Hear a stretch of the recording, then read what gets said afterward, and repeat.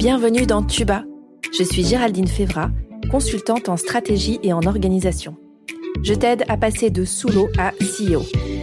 Que tu sois freelance, solopreneur ou que tu veuilles le devenir, Tuba te fait plonger chaque semaine dans le monde de l'entrepreneuriat. Tous les mardis, retrouve un nouvel épisode où je pars à la rencontre d'entrepreneurs. Ici, tu trouveras des idées, des conseils, des outils pour ton business, pour t'aider à entreprendre de manière libre et pragmatique. En clair, pour faciliter ton entrepreneuriat. Bonne écoute! Aujourd'hui, je suis avec Alexia. Bonjour à toi, comment ça va? Ça va bien, merci. Et toi? Ça va super bien, merci. Je suis trop contente d'être avec toi aujourd'hui, sachant qu'on l'a fait en sens inverse, l'enregistrement de podcast, donc c'est trop cool. Voilà, j'ai eu le plaisir de te recevoir au tout début de mon podcast, d'ailleurs, je te remercie. Avec grand plaisir. C'est toujours rigolo de le faire, d'être parfois hôte, parfois invité, donc trop bien qu'on puisse le faire ce coup-ci dans l'autre sens. C'est ça.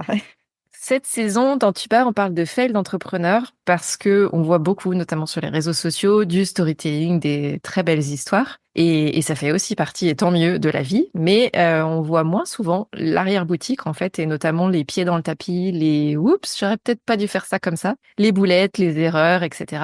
Et qu'en échangeant avec pas mal d'entrepreneurs, je me suis rendu compte que c'était quand même aussi important de parler de ces boulettes-là et de pas être que sur la partie tout est génial, etc. Donc merci d'être ici, Alexia, avec moi aujourd'hui pour venir nous parler de ta vie d'entrepreneur. Pour te présenter un petit peu, avant que toi t'entres dans les détails, tu es assistante virtuelle auprès de coachs et de formateurs. Pour les auditeurs et auditrices qui ne te connaîtraient pas, est-ce que tu peux te présenter un petit peu plus, s'il te plaît?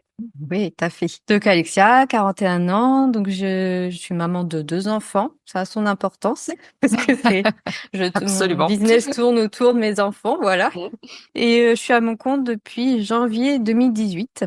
Donc voilà, j'ai lancé mon entreprise et ma fille la même année. C'est une chose très compliquée à faire. Voilà. Mais je m'en suis sortie et voilà, je suis assistante, donc on dit virtuelle. Je parle parce que je travaille principalement, je travaille à distance en fait. Je ne travaille pas en présentiel. C'est un choix que j'ai fait en 2019. Le Covid m'a bien aidée finalement par rapport à ça. Une petite poussée de allez, c'est le moment, c'est bon. Ça. J'avais quelques mois d'avance finalement par rapport à la distance, et du coup travaille principalement avec les coachs et formateurs, et j'ai, on va dire, 2 pôles dans mon activité. Un pôle où c'est tout ce qui est back office, support client, donc tout ce qui est derrière finalement, et qui donne une bonne expérience client aux clients des coachs et formateurs, et l'autre partie qui est tout ce qui est communication digitale, donc ce qu'on voit sur les réseaux sociaux, et voilà, mise à jour de site internet, etc. Donc aider par rapport à ça. Et voilà, j'ai le credo justement, c'est de pas faire plus mais mieux. Voilà, c'est de transmettre les valeurs que les coachs et formateurs veulent transmettre. Donc voilà, je travaille pas avec n'importe qui évidemment, puisqu'il faut que je me reconnaisse dans les valeurs Dans les valeurs, hein, bien sûr. Des coachs. Trop bien, on a le même credo. Sans surprise. Avant de rentrer un peu plus dans le vif du sujet, en fait, je me suis rendu compte en préparant cette saison que quand on parlait de fail, chacun mettait des choses un peu différentes derrière, et j'avais des gens qui me disaient non, mais moi, j'ai pas vraiment eu de boulette, ou je sais pas si vraiment ce serait intéressant d'en parler dans un podcast. Et donc, en creusant un peu ça, je me suis rendu compte que c'était hyper subjectif, en fait, cette notion d'erreur et de fail. Alors, je pense que c'est subjectif en général, mais dans l'entrepreneuriat en particulier. Et donc, avant de rentrer dans le détail, j'aimerais bien connaître, toi, ta définition, en fait, d'un fail. Qu'est-ce que tu mets derrière concrètement? Ouais, je me suis posé la question, effectivement, quand on avait parlé sur les réseaux sociaux. Et en fait, pour moi, c'est des erreurs. C'est pas vraiment des échecs, puisque on va dire c'est des expériences qui ont permis de remettre à plat certaines choses. Donc ça a un peu buté finalement. C'est l'impression de ça, dire que d'avancer puis que ça bute, et du coup ça permet de poser et de remettre à plat ce qui n'a pas été. Parce que ça vient pas forcément de la personne qui est en face, ici l'échec est avec une personne, ou de l'offre, ou de l'environnement finalement par rapport à ça. Donc je mettrais plus une expérience. Pour moi, c'est plus une expérience qu'on a tendance à mettre dans les échecs. Et finalement, pour moi, il y a pas vraiment d'échec. On apprend de tout. C'est hyper intéressant ce que tu dis, parce que déjà, je trouve que expérience, c'est beaucoup moins connoté que erreur ou échec. Ça fait plus neutre, en fait, une expérience. Ça peut être positif, comme pas. C'est ça. Et ça rejoint un peu ce que tu dis, c'est-à-dire l'idée de, finalement, ça permet aussi de remettre à plat, c'est un apprentissage, mais c'est peut-être pas que négatif. Et même si en première intention, ce qu'on se prend dans la figure à ce moment-là, ça peut paraître négatif, finalement, quand on tire un peu la pelote, on se rend compte qu'il y a peut-être des aspects positifs aussi derrière. C'est ça, c'est un peu comme la critique, quand on dit critique. C'est une connotation un peu négative, mais en fait, c'est Ouais. une critique constructive qui c'est pas forcément négatif par rapport à ça. Et c'est ouais, l'apprentissage. Mais enfin, ouais, l'apprentissage, c'est pas mal comme terme. Alors, on va rester là-dessus. C'est ça. Pour entrer donc dans le détail, est-ce que tu peux nous parler, toi, d'un apprentissage, donc, ou d'une On va ça. expérience, et nous la partager? Ouais. Alors ça s'est passé en 2021, donc j'avais quand même un petit peu d'expérience en tant qu'indépendante derrière, mais voilà, j'avais déjà bien mis à plat ce que je voulais proposer, etc. Je ne posais plus tout et n'importe quoi à tout le monde, comme on peut faire un peu au début. Ouais. Donc, ton offre était claire. C'est ça, tout était clair. Et en fait, c'est une personne qui est venue à moi parce que elle avait travaillé avec une de mes clientes et elle m'a dit bon, bah, je veux travailler avec toi pour ma communication. Mhm. Donc voilà, par rapport à ça, donc il y avait pas de souci. Mais j'avais pas un bon. Il y avait quelque chose dans mon intuition qui, voilà, qui m'interpellait. Mais je dis bon bah faut y aller. Et puis il y a des moments où on dit bon bah ça fera du chiffre. C'était pas un gros Oui. contrat, mais je dis ça fera un truc de plus. Pourquoi pas? Et puis c'était un domaine que j'avais pas encore. Donc voilà, parce que c'est vrai que j'essaye de pas avoir que mes clients ils travaillent pas forcément dans la même thématique pour pas Ok. qu'il y ait de De concurrence en concurrence fait. Voilà, entre eux. sinon Ok. moi je m'y retrouve pas en fait. Enfin, je peux pas faire la communication avec deux personnes qui ont la même cible Ouais. Ok. vraiment semblable. Donc j'ai dit, bon, ben, on va y aller, etc. Et cette personne travaillait sous PowerPoint. Donc moi je lui ai dit, je suis pas non, enfin moi voilà, c'est un peu pour moi vieillot de faire Ah non, là-dessus. pas le retour, non. Au secours. J'ai bon ça, je l'ai laissé derrière moi il y a un moment, donc c'est bon. Et du coup, voilà, je travaille sur des tableaux, on va dire participatifs comme Trello, Asana, Notion, voilà. Mm. Donc et je lui dis: «J'ai ben, on va mettre ça en place, je te fais un tuto et cetera». Donc je mets tout en place et cetera. Donc là, c'était pas un forfait en fait, c'était un travail, à l'heure. Donc on s'était basé Ok. sur 5 heures et puis après de renouveler parce qu'elle avait pas un budget extensible et cetera. Donc je dis: «Voilà». J'ai voulu être un peu trop gentille encore à ce niveau-là, et donc on met en place et je lui explique, on a un rendez-vous et cetera. On met en place et c'était long à mettre en place en fait. C'est-à-dire qu'il y avait toujours quelque chose Ouais. qui reculait. Il y avait toujours quelque chose, c'était un petit détail sur un visuel ou un émoticône dans le texte qui était pas exactement pareil. Bon OK, j'ai voilà, chacun a ses limites, ses exigences, pourquoi pas. Ouais. Et en fait, du coup, j'ai dit: «Bon, bah, là, il va falloir y aller». J'ai dit: «Ça fait que quelques jours». J'ai dit: «Faut y aller, faut se lancer». J'ai dit: «De toute façon, tu vas pas être vu par 10 000 personnes d'un coup, hein». Donc Oui. j'ai dit: «Il faut Quand se tu détendre par rapport démarres, à c'est ça». ça. Voilà, Ouais. j'ai dit: «Il faut se lancer et tout». Et j'avais fait bah, sur Instagram, Facebook, je crois, ou LinkedIn, je crois, enfin, il y avait plusieurs réseaux. Et en fait, sur Instagram, il y a pas de lien qui capte. Donc j'ai simplement mis, bah, lien en bio et cetera. Et elle m'a mis, donc c'était par WhatsApp parce elle était à l'étranger. J'ai modifié le texte, parce que tu as pas mis le lien direct. Et je dis: «Bon, ben, non, en fait». Donc je lui ai expliqué. Donc j'ai OK. Donc j'ai noté en disant: «Bon, bah, c'est pas forcément intuitif pour tout le monde de savoir ça, donc OK, je le notifie, pas de souci». Et en fait, ça continuait, ça continuait. Elle me dit: «Bon, bah, on va refaire un point». J'ai l'impression de faire tout le temps des points, en fait, avec elle. Donc Ok.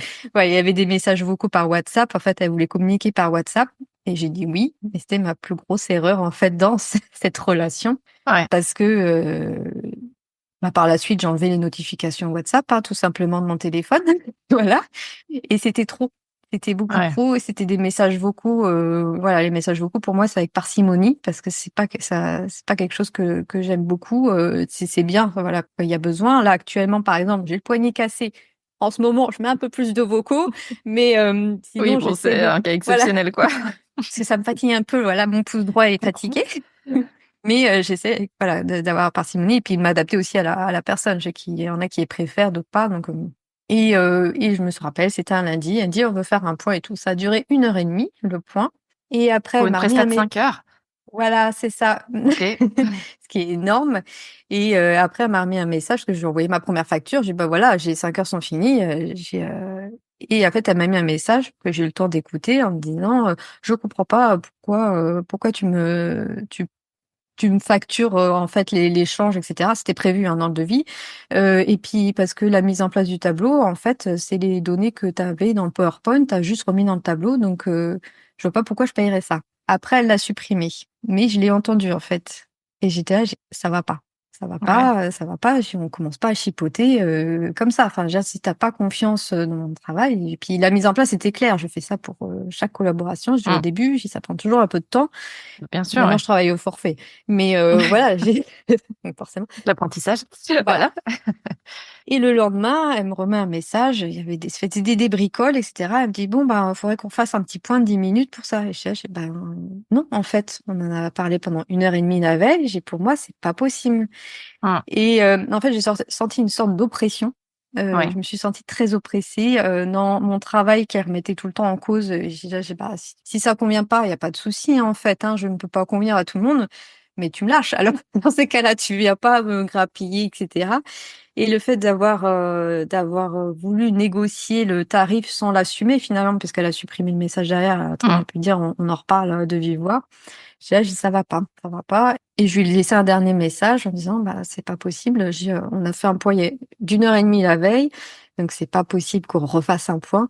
Et Mm. je pense que, je lui ai dit, je pense que tu n'es pas prête à déléguer pour l'instant. Mm. Et moi, je ne peux pas travailler dans ces conditions.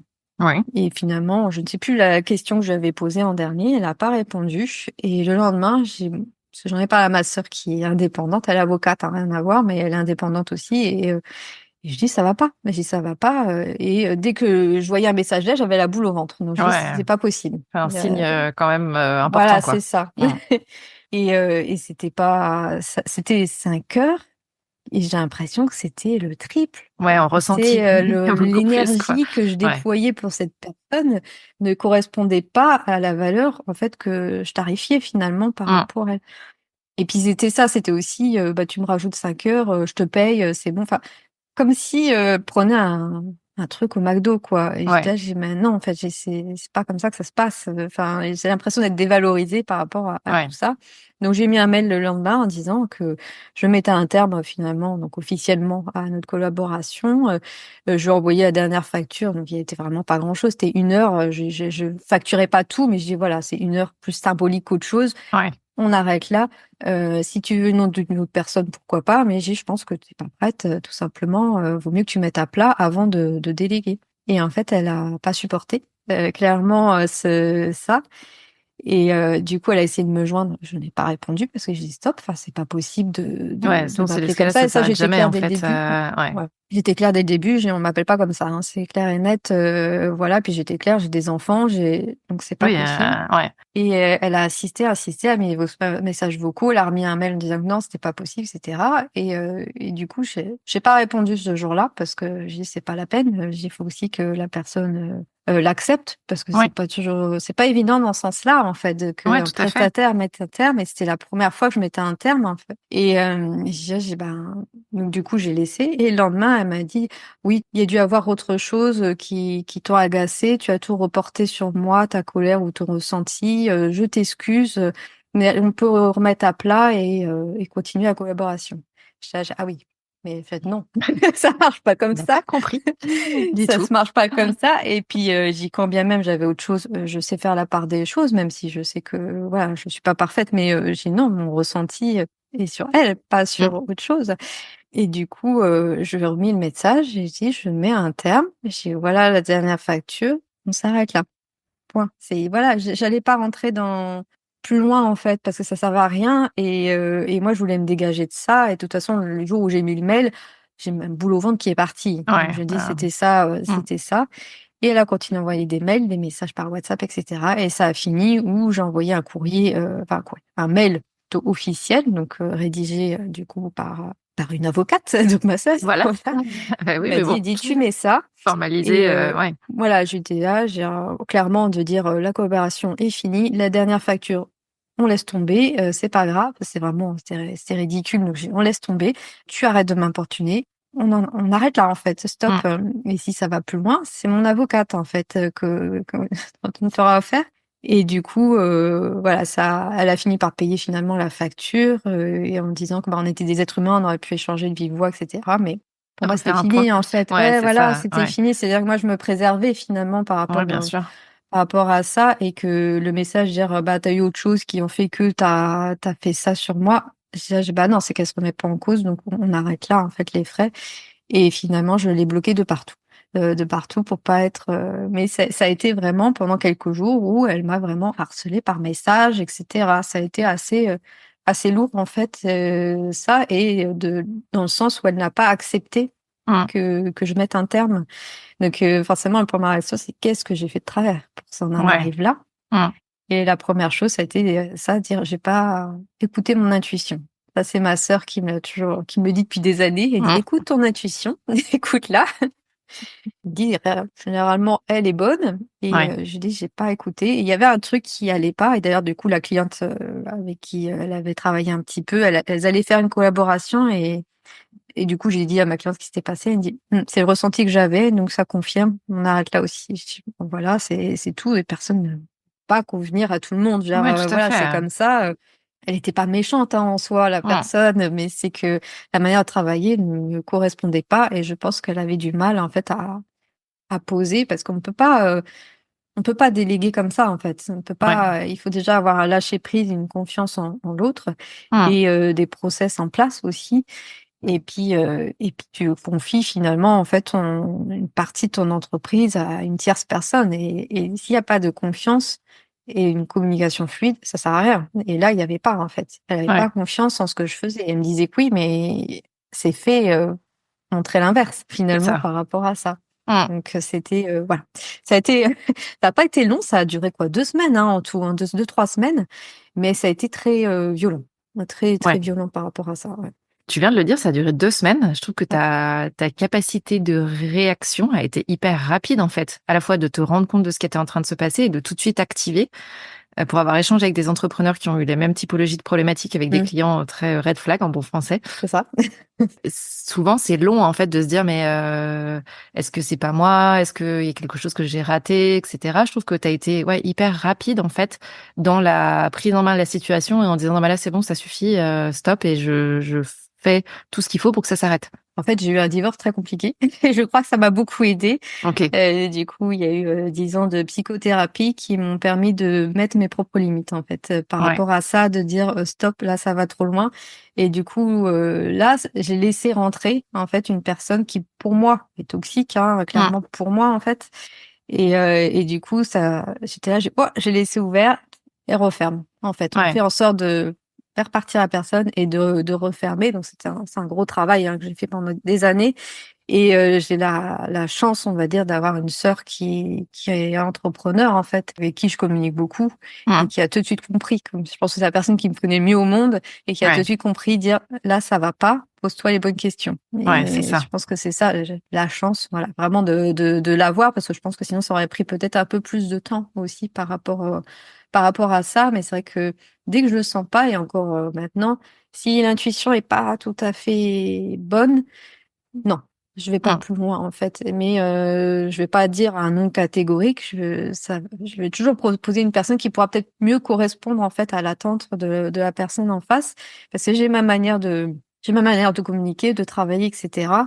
Et voilà, si une personne en face, par exemple, un peu trop raide ou trop tout de suite maintenant, bah, ça m'ira pas. Ça m'ira pas Ouais. parce que je n'ai pas déjà c'est pas dans mon tempérament et j'ai des enfants, donc j'ai pas la même réactivité que si j'en avais pas forcément. Mm. Voilà par rapport à ça et je suis très claire par rapport à ça justement, à dire j'ai des enfants, donc je pourrais pas être dispo comme ça. Ouais. C'est ça, c'est Oui, et puis tout. après, enfin, ça fait partie de toi, ton mode de C'est ça. fonctionnement, de ce que tu as décidé. Et quand on se met à son compte, on décide aussi un certain nombre de C'est choses. ça. Il y a des no-go, toujours en bon français. Mhm. Il y a des choses sur lesquelles on peut pas transiger. Et voilà, ça fait partie pour toi des points sur lesquels il n'y a pas de discussion, en fait. Donc, Mm. mais c'est important d'être au clair là-dessus. Je comprends mieux, du coup, ta rapidité à réagir. Et pour moi, il y a deux aides, en fait, qui t'ont permis ça.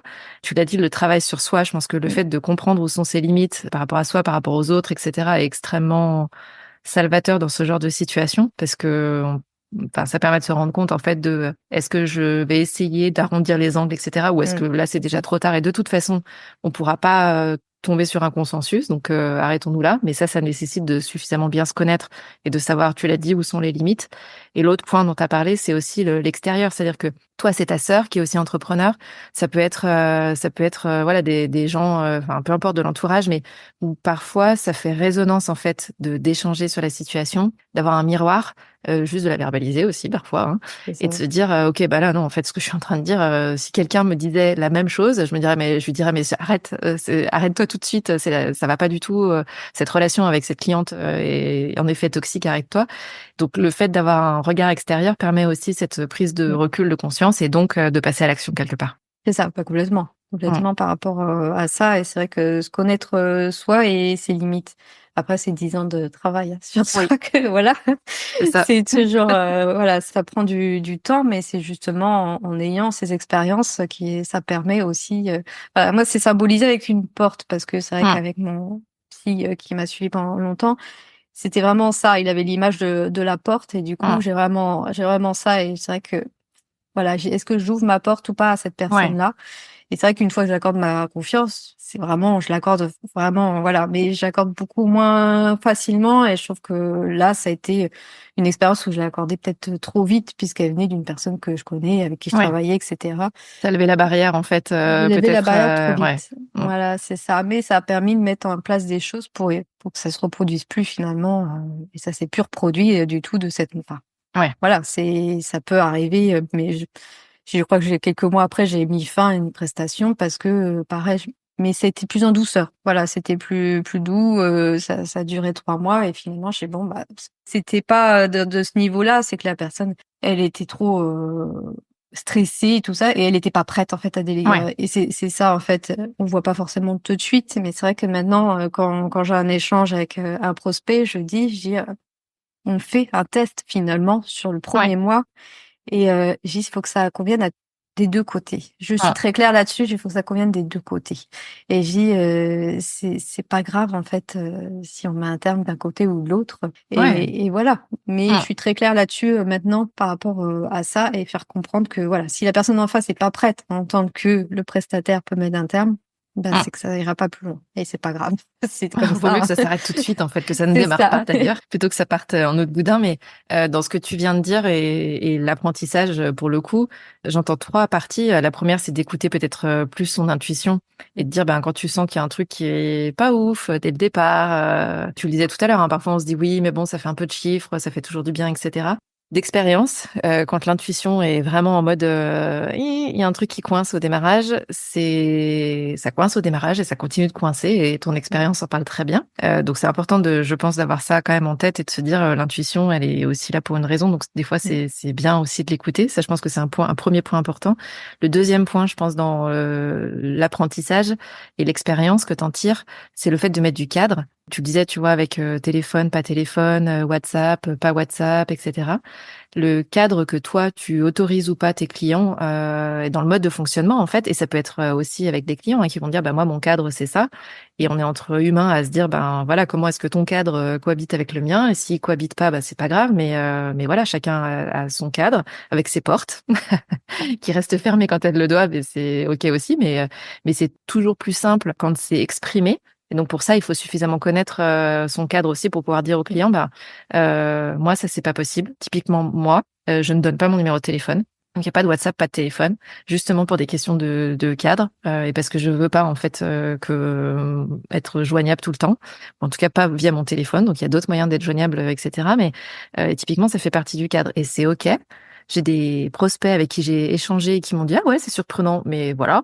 Et ceux qui me disent, ah ouais, c'est surprenant, je trouve ça vraiment bizarre, bah, ça s'arrête là, en fait, parce qu'en effet, ça fait un filtre. Donc, c'est pas grave. Et c'est ce que tu disais, il y en a pour qui ça ne fonctionne pas comme ça, ben, très bien, vous pouvez aller avec d'autres personnes qui fonctionnent autrement. Mais moi, mon cadre, c'est ça. Donc, deuxième point, le cadre. Et troisième point, tu viens d'en parler, je pense que c'est vraiment le questionnement sur le besoin versus l'envie. En fait, je pense qu'on se retrouve nombreux dans des entretiens de découverte avec des prospects, où le prospect va exprimer un besoin plus ou moins clair. C'est ça. Voilà. Et je pense que c'est vraiment notre rôle de devoir le questionner beaucoup plus pour comprendre ce qu'il y a vraiment derrière et si le besoin qu'il est en train d'exprimer, c'est vraiment le besoin de fond. Parce que s'il y a un décalage entre ça, entre ce qu'il dit et ce dont il a vraiment besoin, eh ben, ça peut être aussi une source de problème dans la mise en œuvre des solutions qu'on peut apporter. Et je pense que c'est hyper important et que souvent on se dit oui, mais le client est roi, je vais pas trop poser de questions, etc. C'est à ça que ça sert en fait les entretiens de découverte, à aller chercher ce genre d'informations et comme tu le disais, à questionner et à dire, ben voilà, on questionne au maximum pour essayer de bien comprendre les contours, etc. Ensuite, on fait un test. Je trouve ça génial, cette idée de se dire, bah, dans l'absolu, on se dit que ça peut fonctionner, mais on le saura que quand on aura testé, quoi. C'est ça. Et de voir à la fin du test si finalement ça passe ou pas. Mais ça, c'est tout à fait ça. Là, j'ai une collaboration, ça fait 4 ans et demi. Donc, c'est avec Yann Le Nen et c'était au moment du Covid, en fait. Hein. Et il est parti sur le principe, bon, bah, on fait un test sur 2 semaines, etc. Donc, lui, c'est plus pour le support client. Et en fait, ça a continué. Mais ça a été très clair. Et finalement, en fait, moi, ça m'a enlevé une épine en dire, Ouais. bah, c'est pas grave si ça fonctionne pas, etc. Hum. Et bah, là, bah, ça fait 4 ans et demi. Là, je suis rodée. Il y a même certains trucs qu'il ne sait pas faire, plus faire lui-même, puisqu'il m'a Ouais. tellement passé le relais là-dessus. Et c'est ça, en fait, je tends à faire finalement. Et c'est vrai que c'est important. Enfin, les appels découvertes, par exemple, à ce moment-là, j'avais juste un lien où j'envoyais, mais il n'y avait pas de questionnaire avant Hum. l'entretien, etc. Maintenant, il y a un petit questionnaire, comme ça, je sais très tout de suite si ça peut correspondre ou pas. Donc déjà, Ouais. je parlais au début de l'épisode, dire si c'est déjà un domaine que la personne, enfin que j'ai déjà une cliente dans ce domaine-là, Hum. je vais pas aller plus loin. Hein. Par Ouais. exemple, si j'ai un client spécialisé LinkedIn, je vais pas prendre un deuxième client spécialisé là-dedans parce que Hum. je sais pas, c'est pas cohérent et enfin pour moi c'est pas cohérent et je m'y retrouve pas. Hum. Mais j'ai toujours une solution derrière, c'est-à-dire que j'ai un réseau qui me permet de proposer quelque chose par rapport à ça. Hum. Donc c'est vrai que c'est une des choses que j'ai mis en place suite à ça, en fait, à cette expérience là, au-delà de l'aspect intuition, etc. Et le cadre également, bah, pour Hum. WhatsApp. Ça arrive parce que c'est vrai que j'ai des clients en Suisse ou en Belgique, donc c'est vrai que ça peut être plus pratique, Hum. mais ça reste avec parcimonie. Ils savent très bien qu'il faut pas qu'ils m'appellent comme ça. Ouais. J'ai dit, tu veux m'appeler? Donc, des fois, ils m'envoient un SMS comme dire, est-ce que t'as une dispo dans la Dispo. matinée, Ouais, c'est etc. ça. Hum. Après, c'est oui, non, mais ils me posent la question. Ils vont plus m'appeler Hum. directement. La WhatsApp, bah, voilà, ce que je disais en début, j'ai le poignet cassé. Donc, en ce moment, c'est peut-être un petit peu plus parce que je l'autorise aussi et parce que pour moi, c'est plus simple, Hum. pour l'instant que d'être devant l'ordinateur, voilà, avec le bras un peu levé. Mais voilà, en fait, c'est beaucoup plus fluide. Et puis, c'est important d'avoir un feedback, ce que je demande aussi. Genre, alors, je les ai pas tous les mois en direct, etc. Mais Hum. il y a un échange de toute façon régulier. Et je leur dis, s'il y a quelque chose qui pêche, faut me le dire tout de suite, en fait, parce que voilà, je sais que il y a quelques semaines, j'avais fait une petite boulette sur un mail. Ma cliente me l'a dit rapidement. Du coup, j'ai pu mettre en place des actions, soit pour que ça ne Oui. se reproduise plus, soit pour dire, hop, j'atteins ma limite, en fait, tout Hum. simplement par rapport à ça, et ça évite de mettre quelque chose, une tension finalement Ouais, entre c'est ça que ça s'envenime, en fait. voilà, c'est ça Hum. par rapport à ça, ce que j'ai pas réussi à faire du coup avec cette personne. Et puis je pense que je me suis laissée un peu, on va dire, dominer finalement d'une certaine manière en disant, bah c'est moi le prestataire, donc comme tu disais, client et roi. Mais en fait non, stop, je suis pas à mon compte Hum. pour me faire bouffer, je suis pas à mon compte pour bosser avec tout le monde finalement. Et inversement, c'est-à-dire que quand moi je fais appel à des prestataires, c'est des personnes qui me correspondent en fait, dans lesquelles je me retrouve dans leurs valeurs, Ouais, tout à etc. fait. Et c'est très très important. Et d'ailleurs, dès que je fais appel à quelqu'un, c'est que c'est acquis. Même s'il y a un appel, généralement, c'est acquis Hum. de mon côté et inversement, parce que la personne finit par me connaître aussi via les réseaux sociaux. Et je crois que c'est ça important. Mais bon, il y a encore du chemin à faire aussi pour dire que les prestataires ont le droit de mettre un terme, en fait, à une Oui. collaboration. Dans ce sens-là, je sais pas si c'est très français ou pas, mais c'est très, très compliqué, encore à faire accepter. Et c'est pour ça que je suis très claire là-dessus, aussi. Et c'est vrai que l'année dernière, j'avais une prospect qui voulait voilà, qui voulait en fait des choses assez à des heures fixes, etc. pour les réseaux sociaux. J'ai dit, non, ça sera pas possible pour moi. Moi, je ne veux pas ça en fait, Hum. parce que j'en reviens toujours à mes enfants, j'en reviens aussi parce qu'il y a des rendez-vous, machin, etc. Enfin voilà, Ouais, je de ne la peux pas et latitude, je en ne veux fait. pas. Ouais, c'est Voilà. ça. Hum. Et il y en a certains où ça convient, etc. Et en fait, du coup, j'ai donné une consoeur et où ça avait été. Et puis, en fait, la consoeur, elle revient vers moi 2 jours après. Elle me dit: «Bah, écoute, j'ai envoyé le 1er devis, elle a voulu faire une modif. J'ai même pas eu le temps d'envoyer le deuxième qu'elle disait: "Bon, bah, non, finalement, non"». Donc, Ok, je fais: bon, «Bon, bah, voilà, voilà, écoute, c'est comme ça». C'est donc il y a aussi des personnes qu'il faut aussi, voilà. C'est que quand on fait appel à un prestataire, il faut savoir ce qu'on veut vraiment, en fait. C'est pas, dire: «Ah bah, tiens, il faut que je délègue ça parce que ça me fatigue». Non, en fait, tu te poses Hum, et tu listes et tu acceptes de lâcher prise, en fait, et de c'est faire ça. confiance. Et Parce si tu que fais pas sinon, tu confiance, fais 2 fois, en fait, donc ça n'a plus aucun intérêt. c'est ça, ça n'a aucun intérêt, tu mets du boulot en plus. Alors c'est sûr qu'au début, voilà, une collaboration entre avec une assistante, il y a toujours un petit peu plus de boulot au début parce qu'il faut transmettre, mais je dis: «C'est le 1er mois». Et puis après ça roule. Si Ouais, ça roule pas au bout du deuxième, c'est qu'il y a un souci, en fait, c'est de ça. à ce niveau-là. Donc du coup, ça m'a permis vraiment de mettre à plat et de dire: «C'est pas que la faute de la personne en face, c'est moi aussi qui ai pas mis, mon cadre, mes limites, tout de suite». Hum, Et voilà, c'est vrai que je osais pas trop dire que le mercredi, j'ai mes enfants, donc je suis pas forcément dispo et tout. Maintenant, je le dis direct. Voilà, mes clients savent que le mercredi, les urgences, bah, il y a pas d'urgence, en fait. c'est C'est ça. tu Les urgences, c'est les Parce enfants, que donc voilà. voilà, c'est ça, surtout que, bah, par rapport à l'année dernière, les horaires, les activités extrascolaires, changent et cetera. Hum, Donc c'est comme ça et puis ça c'est tout. Et puis finalement, ils comprennent très, très bien et savent très bien que, bah, pendant les vacances scolaires, c'est peut-être plus light et cetera. hum. Mais ça n'empêche pas, bah, d'être réactif parce que c'est ce qu'ils me disent aussi. Donc voilà, c'est ça, ça a permis aussi peut-être d'apaiser aussi son rapport à l'argent, de dire, voilà, de vouloir faire du chiffre et cetera. Ouais, C'est bien, mais si, tu factures 5 heures par exemple et puis que ça te prend en énergie, 20, ça sert à ouais. rien. Ah, Autant c'est utiliser ces 5 complètement heures à faire. contre-productif, ouais, c'est clair. Voilà, c'est ça. Et c'est là maintenant où je l'accepte. Forcément, après plusieurs années, il y a Ouais, aussi une déconstruction à faire par rapport à tout ça. C'est que le chiffre, c'est bien, mais c'est pas un but en soi. Des fois, il vaut mieux avoir un petit peu moins et justement l'énergie de faire autre chose de mieux pour pouvoir avoir justement des personnes qui correspondent vraiment à nos valeurs, à ce qu'on a envie, et cetera, avec qui on carrément. a envie de travailler. Mmh, carrément, c'est ultra important. Et tu parlais en fait de la possibilité que le prestataire mette fin au contrat. Pour moi, Mmh, c'est aussi la notion de d'égalité quelque part c'est et ça. de même niveau entre le client et le prestataire. Et ça rejoint un peu ce truc de client et roi en fait. Moi, pour l'avoir vécu dans un très grand groupe, on avait en face de nous des grands comptes, donc des très grands groupes aussi. Et j'ai appris ça en fait au cours de ma carrière avec des gens qui avaient plus d'expérience que moi. Où au départ, je me disais vraiment le client est roi, on peut pas lui dire non quand il demande quelque chose, on est obligé, etc. Et en fait, je me suis rendu compte qu'on s'est retrouvé dans des situations, notamment des situations de crise, hein, des vraies situations de crise, où on disait au client, bah en fait là, on va pas faire comme ça. Par contre, ce qu'on vous propose, c'est plutôt de faire de cette manière-là parce que c'est notre expertise et que c'est ça qu'on vous propose et que c'est la meilleure option pour vous, pour nous, collectivement, etc. Et que dans ces cas-là, le client l'entend, qu'il peut y avoir des discussions qui soient constructives en fait, si le client est sain entre guillemets, hein, je parle pas de personnes toxiques, bien sûr.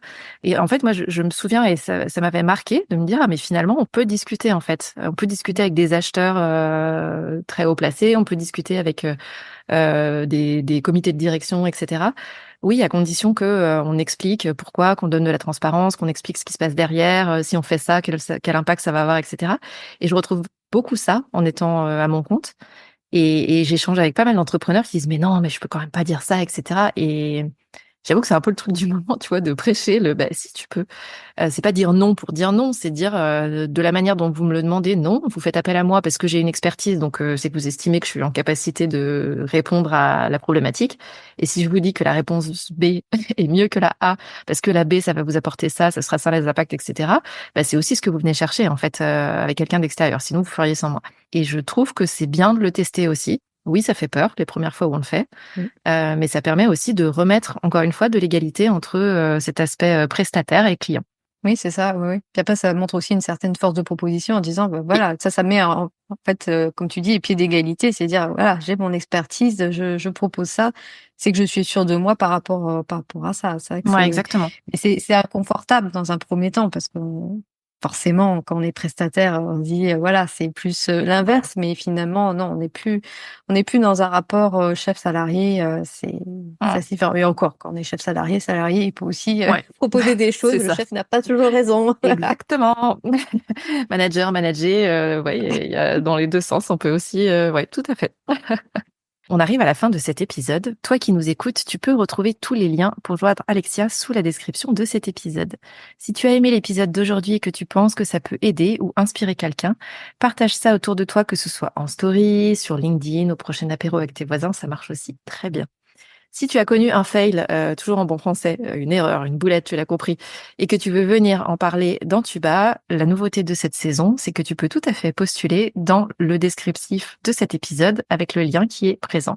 Merci beaucoup, Alexia, d'être venue nous parler de cette boulette dans Tuba. Merci. Merci à toi de m'avoir reçu. C'est toujours intéressant de voir l'envers du décor, en fait. Absolument. Vive l'envers des décors. Merci à toi. Merci. Merci pour ton écoute. Tu as aimé cet épisode ? Si tu veux promouvoir Tuba, la meilleure façon de le faire, c'est de laisser un avis 5 étoiles sur ta plateforme d'écoute préférée.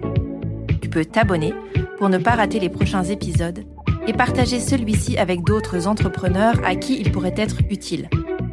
Si tu veux me faire un retour direct, retrouve les liens pour me contacter en description de l'épisode. On se retrouve la semaine prochaine.